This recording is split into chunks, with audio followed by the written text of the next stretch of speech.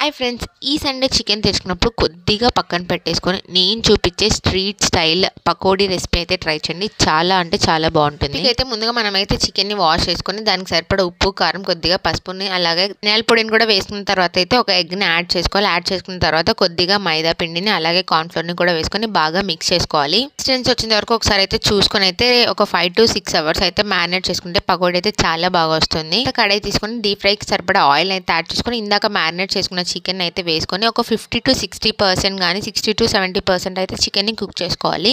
Medium flame లో cook చేసుకున్న chicken ని తీసుకొని పక్కన పెట్టేసుకోవాలి. ఇలా పక్కన పెట్టిన చికెన్ అయితే మనం చిన్న చిన్న పీసెస్ గా కట్ చేసుకోవాలి. ఇక్కడ నేను చూపించే విధంగా కట్ చేసుకొని మళ్ళీ హై ఫ్లేమ్ పెట్టి ఒక 2 minutes అయితే చికెన్ ని ఫ్రై చేస్తే చాలా అంటే చాలా క్రిస్పీగా వస్తుంది. ఫ్రై చేసుకున్న చికెన్ ని మనము ఆనియన్స్ తో అలాగే లెమన్ తో సర్వ్ చేసుకుంటే చాలా బాగుంటుంది.